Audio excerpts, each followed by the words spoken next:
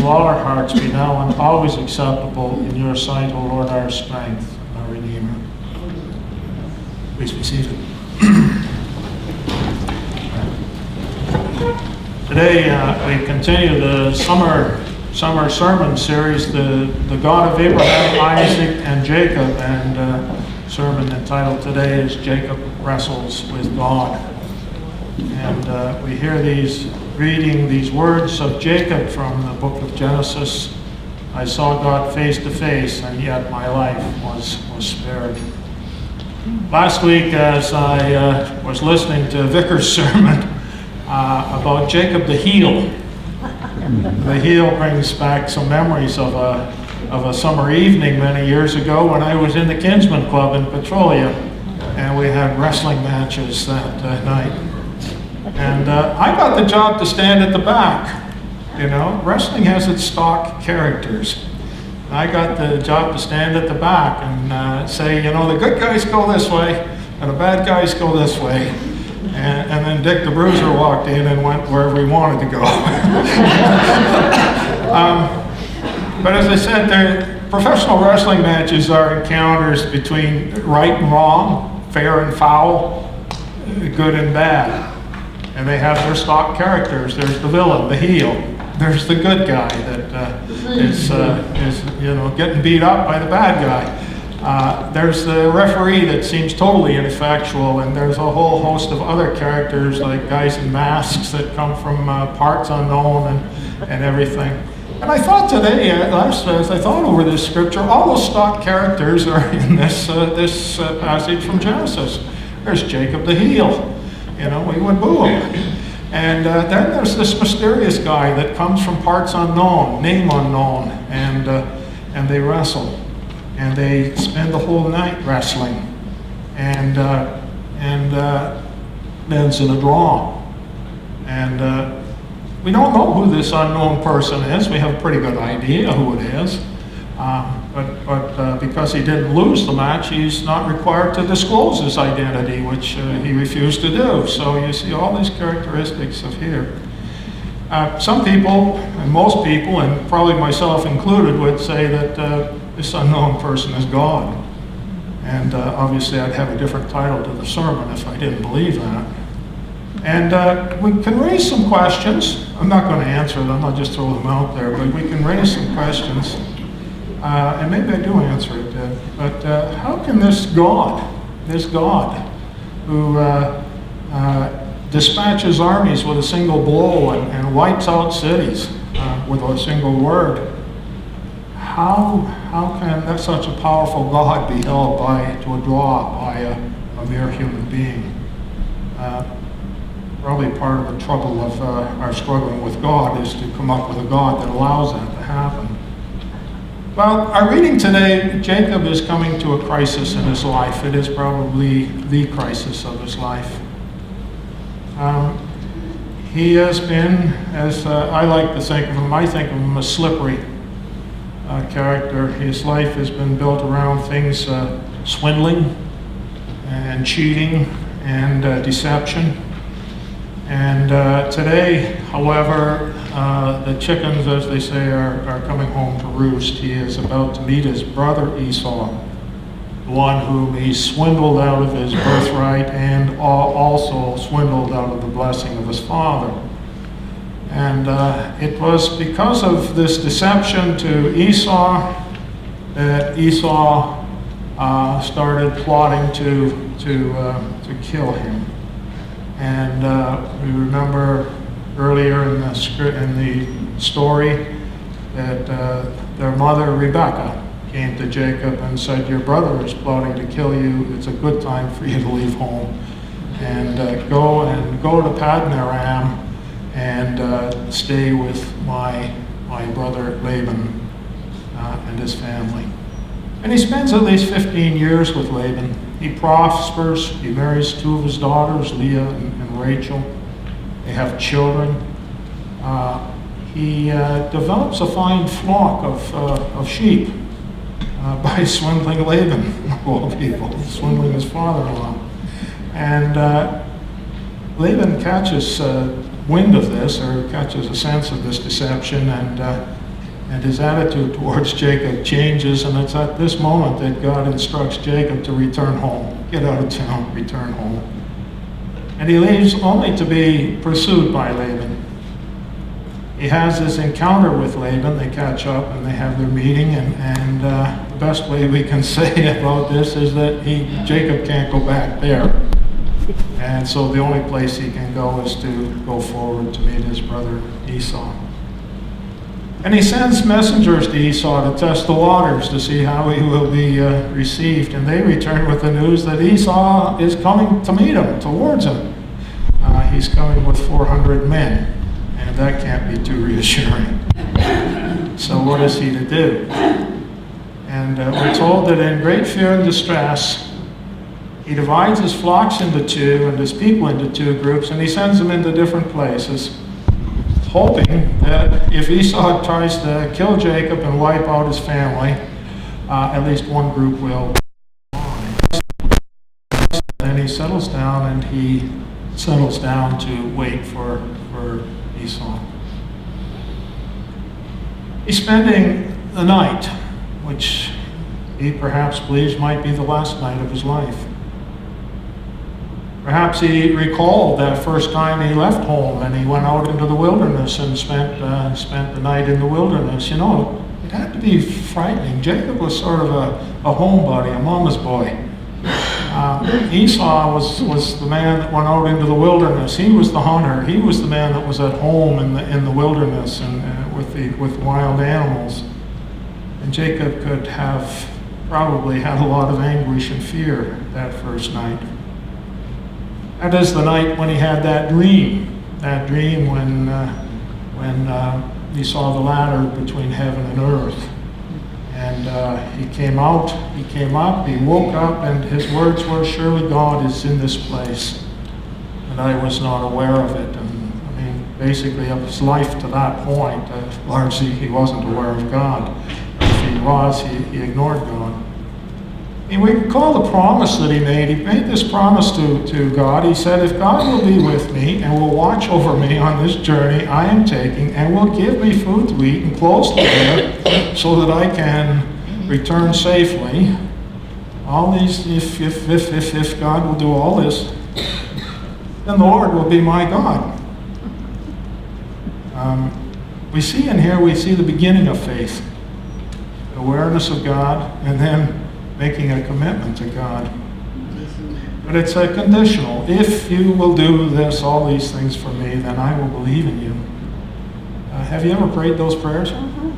You know, I can remember when I was young, going to the doctor, Lord, if everything is right, and I don't have to have anything more and see this doctor again, I'll believe in you. And that's sort of kind of a beginning kind of prayer, and if our faith stays at that sort of thing where we say, Lord, if you get me out of this predicament, I will read my Bible every day, I will say my prayers at night, I won't do bad things. And Jesus was always meeting these kinds of people too, do another miracle for us, Jesus, and then we'll believe in you. How many times do you hear that? And we find it here, if we look and we're sensitive, we find Jacob growing in an awareness of God and in faith. It's kind of primitive faith. It's kind of, but it's the first step. And we see that when Jacob is told by God to leave Paddan Aram and return home, he leaves. He doesn't argue. He doesn't insist on terms. God simply says, "Return to your home. I will be with you," and Jacob goes. We see another step in his journey of faith. And the really big step, if you read just before the passage that Rick read this day, Jacob does something he probably hadn't done very much. He prayed.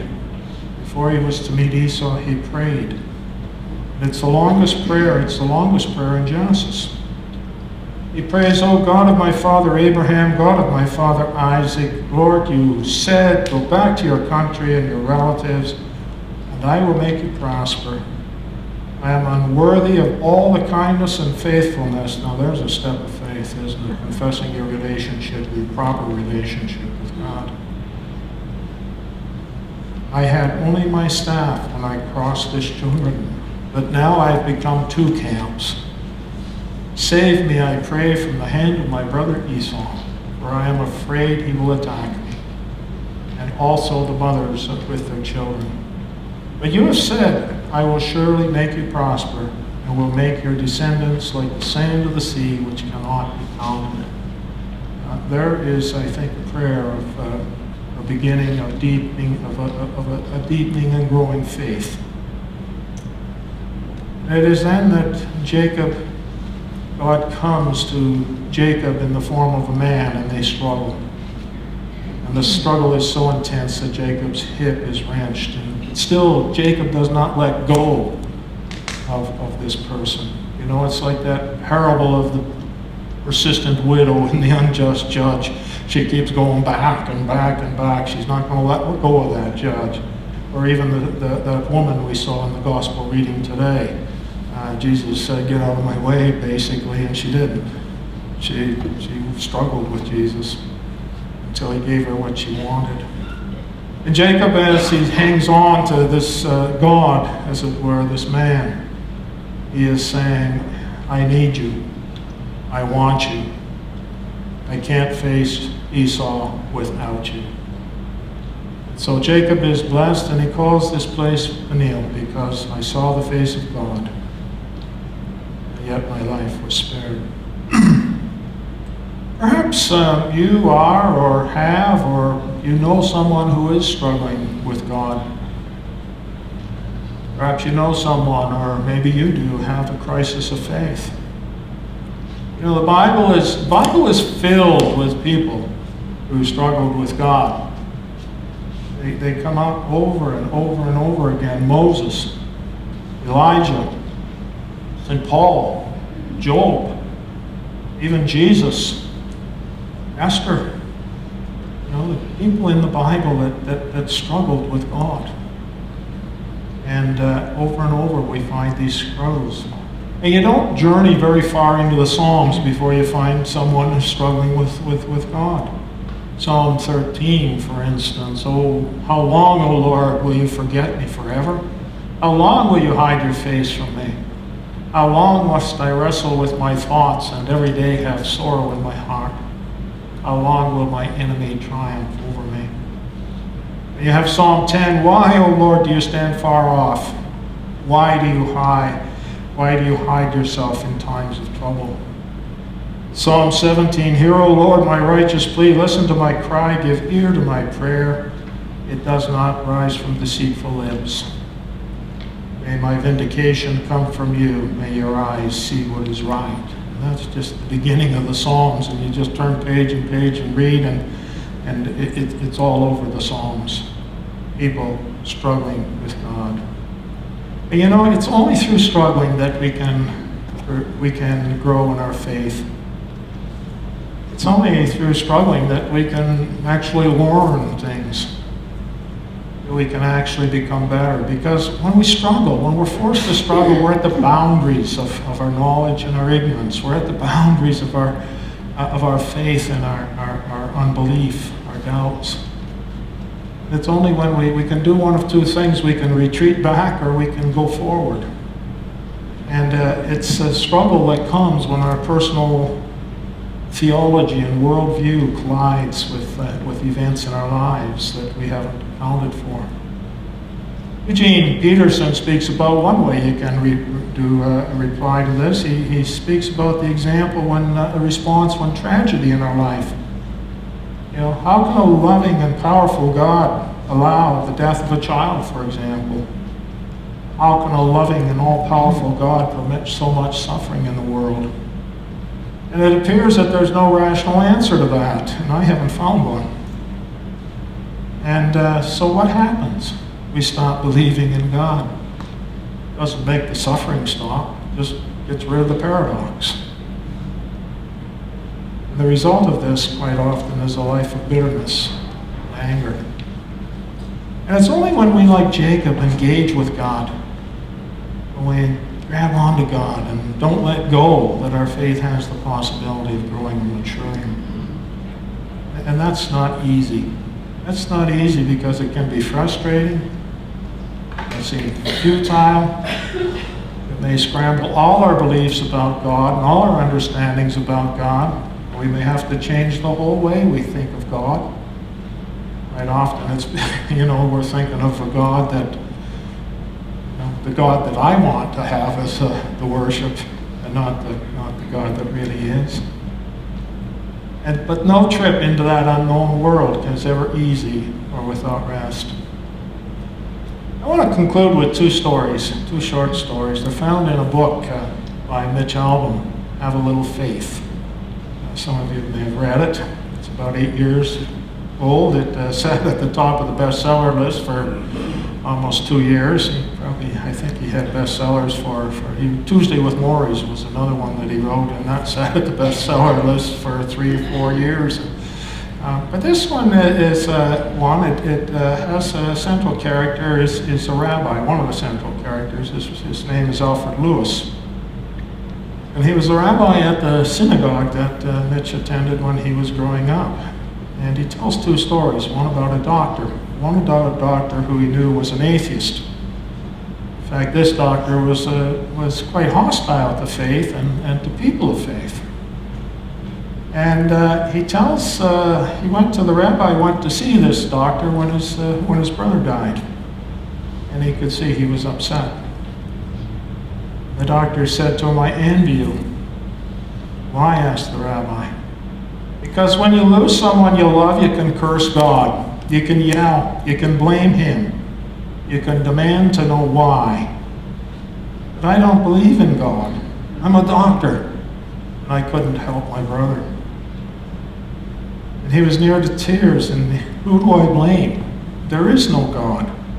I can only blame myself. That's a terrible indictment. That's worse than unanswered prayer. It's probably far more comforting to think God listened and said no, than to think that nobody was listening. The second story the rabbi tells is another response to that crisis. The rabbi spoke of the death of his daughter when she was 4 years old and just beginning his ministry. She died suddenly, and she died quickly, and he said, "I cursed God. I asked him over and over, why her? What did this little girl do? She was 4 years old. She didn't hurt a soul." And the author of the album said, "Did you get an answer?" He said, "I still don't have an answer." He was asked, "Did that make you angry?" For a while I was furious. "Did you feel guilty cursing God?"